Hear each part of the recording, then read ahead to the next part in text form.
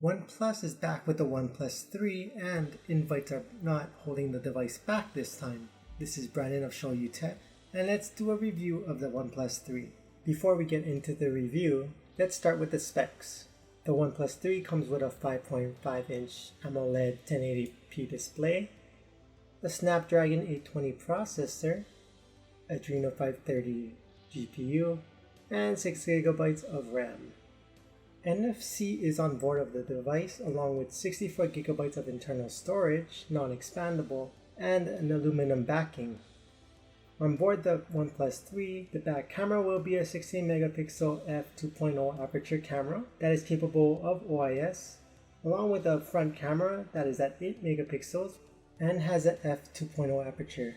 The battery powering the phone will be a 3000 mAh battery that is capable of fast charging. The design of the OnePlus 3 has changed somewhat compared to past devices.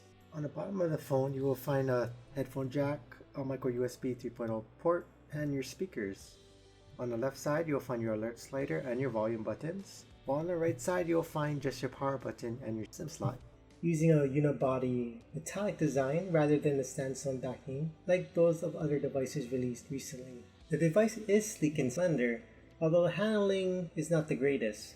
The metal of the phone makes the device pretty slippery, so you may need the case you can buy from OnePlus or some type of casing to use it with this phone to have more grip. The fingerprint sensor on the OnePlus 3 is also really good. The response time is really fast and there is little to no lag after input.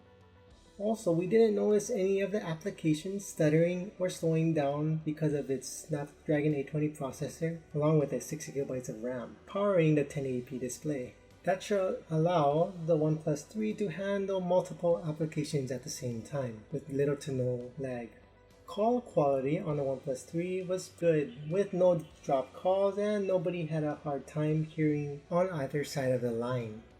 The battery on the OnePlus 3 is average, with its 3000 mAh battery powering the 1080p display, with screen on time lasting about 3 to 4 hours in heavy usage. This includes things such as gaming, music, and navigation. Although battery capacity on the OnePlus 3 may not be the greatest, with fast charging available, you can get your phone charged up nice and quick in as little as half an hour, going from 0 to 60 in that amount of time.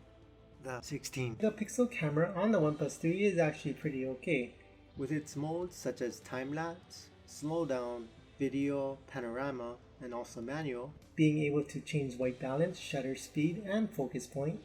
The photos are pretty good quality, although nothing amazing, but something you can't really complain about given a $399 price point. Oxygen OS has also received an upgrade to Marshmallow. It pretty much looks exactly like what you would expect of stock Android from Google, but with some flair that is added by OnePlus. Features such as Shelf, which you can put widgets and memos, is pretty useful and nice to have when you don't want it cluttering your home pages. Also things like Dark Mode sees its return, which allows some customization to your settings color.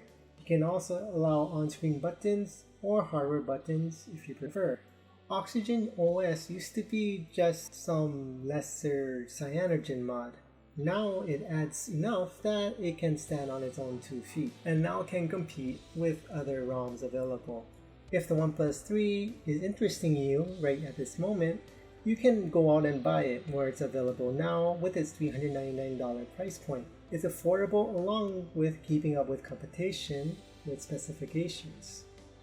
The OnePlus 3 is a device that is capable of meeting standards set by other current flagship smartphones of 2016, but has lost some of its originality that made it stand out from the crowd with its now metal design that has become commonplace in the industry. If you want a device that has great specs, a great design, and a great price, you can't go wrong with this phone. There are some things such as the camera bump on the back of the device or its use of a 1080p display that may turn off some people.